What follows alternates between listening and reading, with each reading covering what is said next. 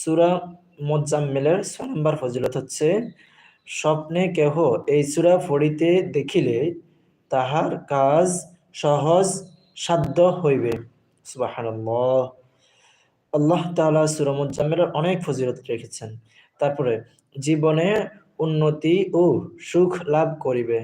এই সূরা প্রত্যহ প্রত্যহ একবার কিংবা 7 বার পাঠ করিলে রুজি বৃদ্ধি পায়। সুবহানাল্লাহ। দেখেন আল্লাহ তাআলা, আমরা রুজি বৃদ্ধি করার জন্য অনেক চেষ্টা করি, রুজি করার জন্য, ইনকাম করার জন্য আমরা অনেক চেষ্টা করি, কিন্তু আল্লাহ তাআলা আমাদেরকে ইনকাম করার যে সুযোগটা দিয়েছেন, প্রদান করেছেন, আমরা সেটা কাজে লাগানোর চেষ্টা করি না।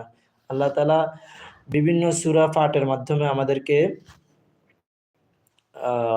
কোরআনের আমলের মাধ্যমে আল্লাহর রুজির ব্যবস্থা করেছেন, কিন্তু আমরা সেটা কি দেখি না, আমরা সেটা করতে চাই না। আমরা শুধু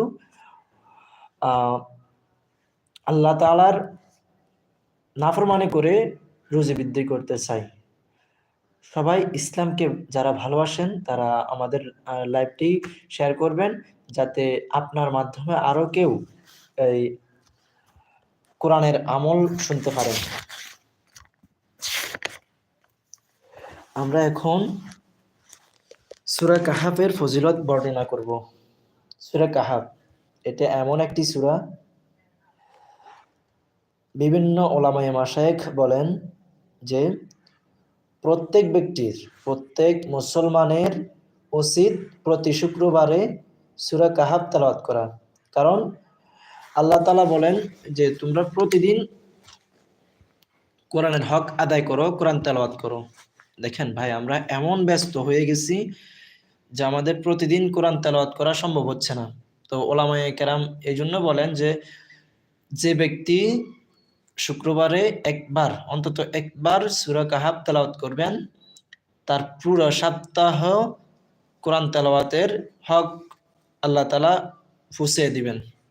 এর সূরা কাহাফ তেলাওয়াত করার মাধ্যমে পুরো সপ্তাহের কোরআন তেলাওয়াতের হক আদায় হয়ে যাবে। সুবহানাল্লাহ। সূরা কাহাফের ফজিলত, যে ব্যক্তি ঋণগ্রস্ত হয় সে যদি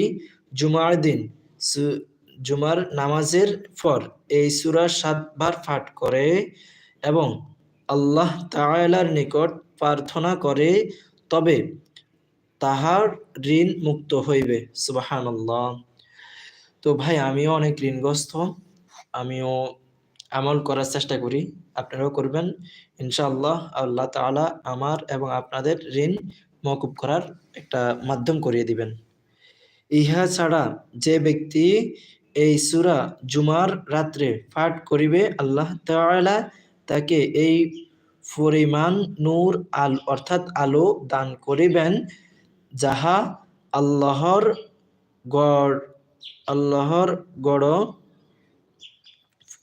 ঘর পর্যন্ত পৌঁছাইয়া যাইবে। সুবহানাল্লাহ। এবং তাহার গুনাহ মাফ হইয়া যাইবে। সুবহানাল্লাহ, সুবহানাল্লাহ।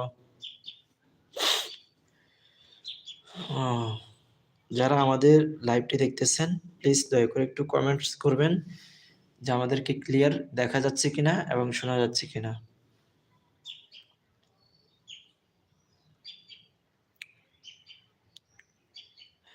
এবং সকল প্রকার বালা মুসিবত ও ফিতনা ফাসাদ হইতে নিরাপদ থাকিবে। সুবহানাল্লাহ।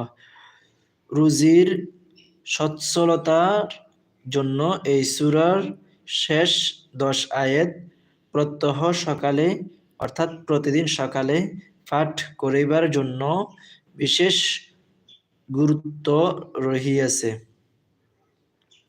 বালা মুসিবত থেকে নিরাপত্তার জন্য ইহার নকশা লিখিয়া সঙ্গে রাখিবে।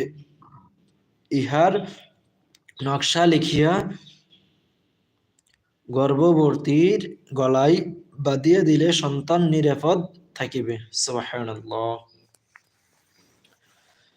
তো সবাই লাইভটি শেয়ার করেন এবং আমরা কিছুক্ষণের জন্য আপনাদের মাঝ থেকে